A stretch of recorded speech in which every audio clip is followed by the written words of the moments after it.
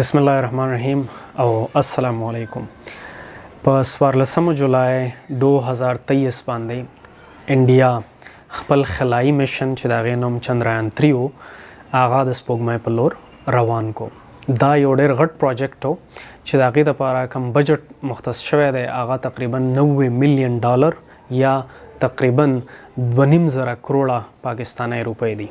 که فرض کا انډیا د خپل خلایي جهاز په کامیابۍ سره سپوږمۍ ته ورسوي نو انډیا به د امریکې د روس او د چین نه بعد څلورم ملک شي چې هغه په کامیابۍ سره خپل خلایي جهاز سپوږمۍ ته وخیژي. او د دې نه علاوه هندوستان به اولنی ملک شي چې هغه به د سپوږمۍ په جنوبي طرف باندې خپل جهاز وخیژوي، ځکه چې د سپوږمۍ جنوبي سایډ ته اوس پورې یو ملک هم خپل خلایي جهاز یا خپل خلایي شټل نه دی خیژولی. انډیا ولې د خپل خلایي جهاز سپوږمۍ ته خیژوي او دا خلایي جهاز که پر اسکا په کامیابۍ سره سپوږمۍ ته وختلو او په سپوږمۍ باندې کوز شو دی به هلته څه کوي؟ راځئ په دې باندې خبره کوو. اوس ځو لږ تاریخي پس منظر ته. نو د دې نه مخکې په 2008 کې انډیا خپل اولنی خلایي جهاز چندریان 1 د سپوږمۍ خواته خیژولی او هغه د سپوږمۍ نه چپ چاپیره چکرې لګولې او دغه جهاز په اول ځل دا انفارمیشن کلیکټ کو چې په سپوږمۍ باندې قوي امکان دی د اوبو د موجودګۍ. د دې نه بعد په 2019 کې انډیا یو بل خلایي جهاز چې د هغې نوم چندریان 2 هغه سپوږمۍ ته د خیژولو کوشش وکړلی شو، خو بالکل سپوږمۍ ته د کوزېدو په ټایم کې چې کله دغه جهاز سپوږمۍ ته لینډینګ کولو نو په دغه ټایم کې په هغه کې څه فني خرابي راله او هغه هلته کریش شو. خو دغه خلایي جهاز ډیر اهم معلومات د هندوستان سپیس ایجنسی ته ورکړل او د هغې په بنیاد باندې دوی د دریم خلایي میشن سپوږمۍ سایډ ته روان کو او د دریم خلایي میشن لی چندریان 3 نوم ورکړو. په دې چندریان 3 میشن کې چې کوم راکټ یا سیټلایټ لانچ وهیکل استعمال شوی دی د هغې نوم GLSV مارک 3 دی. اول به دا راکټ GLSV مارک 3 دی به بره خلا ته خیجي او 101 کیلومتره به دی بره ځي. کله چې دی خلا ته ورسي نو د دنه به بیا سپیس کرافټ جدا کیږي. دا سپیس کرافټ هم په دې راکټ کې دننه وي او دی به د دنه جدا شي. دا سپیس کرافټ بیا ځي سپوږمۍ سایډ ته او کله چې دی سپوږمۍ ته نږدې ورسي کوم ځای کې چې د سپوږمۍ کشش ثقل کافي زیات دی نو د دې سپیس کرافټ په دې سپیس کرافټ کې دوه څیزونه دی چې یو ته آربیټر وایي او بل ته لینډر وایي. نو هلته د سپوږمۍ خواته نږدې به دا دواړه د یو بل نه جدا شي. اوس کم آربیټر چې دی نو دی به سپوږمۍ ته نه کوزیږي بلکې دی به د سپوږمۍ نه چپ چاپیره تاویږي او کم لینډر چې دی دا لینډر چې دی نو دی به سپوږمۍ ته ځان رسوي او هلته به په سپوږمۍ باندې کوزیږي.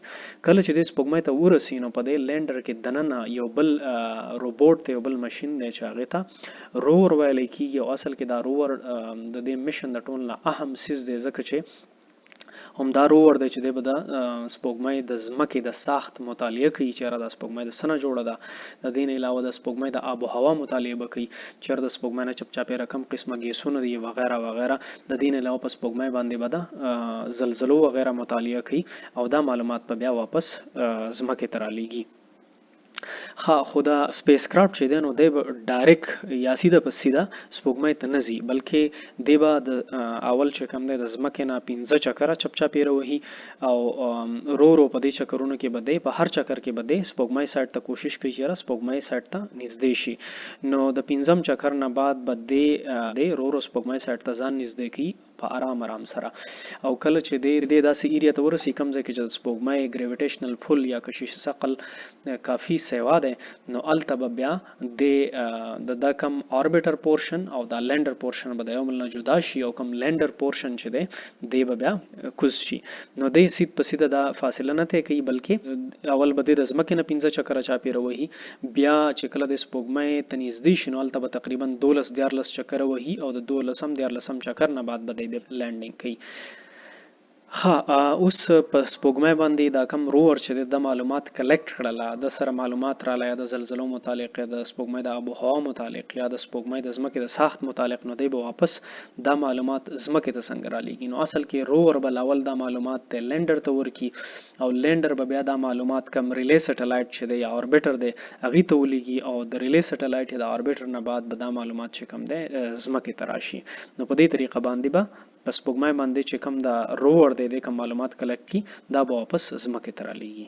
د چندریان 3 یو څو اهم مقاصد دي. اولنی مقصد د دا دی چې دی په کامیابۍ سره په سپوږمۍ لینډینګ وکړي، سپوږمۍ ته لاړ شي. دویم اهم مقصد د دې چندریان 3 خلایي میشن دا دی چې د سپوږمۍ د ځمکې مطالعه وکړي چې د سپوږمۍ دا کومه ځمکه چې ده د څه نه جوړه شوې ده. د دې چندریان 3 دا کوم روور چې دی په دې کې داسې مشینري شته، په دې کې داسې سنسرز دي چې دی په کامیابۍ باندې د سپوږمۍ د ځمکې کومه سطح چې د سپوږمۍ د ځمکه چې د څه نه جوړه ده د هغې مطالعه کولی شي چې دا پته ولګي چې آیا د سپوږمۍ د ځمکه د کومو مرکباتو نه، د کوم قسمه نمکیاتو نه، د کوم قسمه څیزونو نه جوړه شوې ده.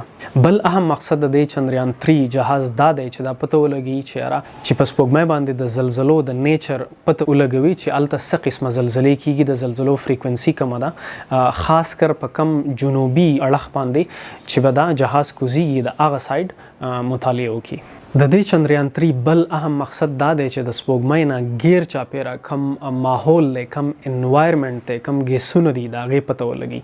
اول دا خیال کېدو چې د سپوږمۍ نه چپ چاپیره اړو اټموسفیر شته نه، خو بیا وروسته مختلف خلایي میشنز دا خبره وکړله چې نه، د سپوږمۍ نه چپ چاپیره 10 کیلومتره ایریا کې اټموسفیر شته.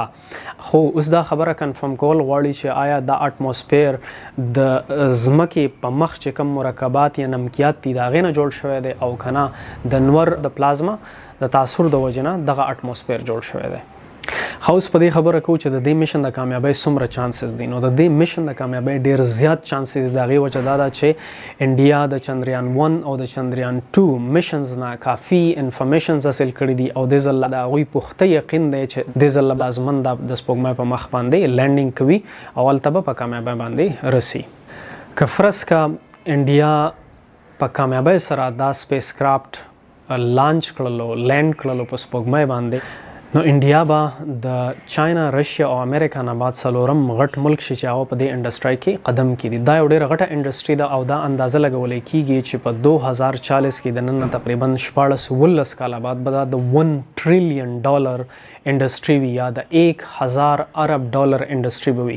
نو که فرض که د 2040 پورې انډیا په دغه $1 ټریلیون کې د هغې 10% حصه شي، نو تقریبا دا $100 بلیون جوړېږي. او موږ ته پته ده چې هره د 1 بلیون یا $2 بلیون دپاره موږ IMF ته او مختلف ملکونو ته څومره جولۍ خورو، څومره سوالونه کوو.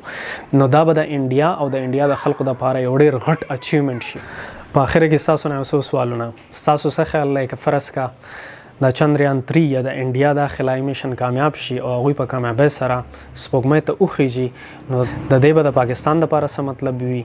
آیا د دې به پاکستان په سالمیت باندې څه اثرات وي او که نه وي؟ او ستاسو څه خیال دی چې انډیا به په کامیابۍ سره په سپوږمۍ لینډینګ وکړي او که ونه کړي؟ په دې سوالاتو باندې د خپلو خیالاتو نه مونږ خبر کړئ په کامنټ سیکشن کې. که فرض کړه د ویډیو نه تاسو څه نوي زده کړي او څه نوي معلومات ته راغلي، نو دا ویډیو لایک کړئ او د خپلو خپلوانو سره هم شیر کړئ. د بلې ویډیو پورې فی الحال د الله په امان.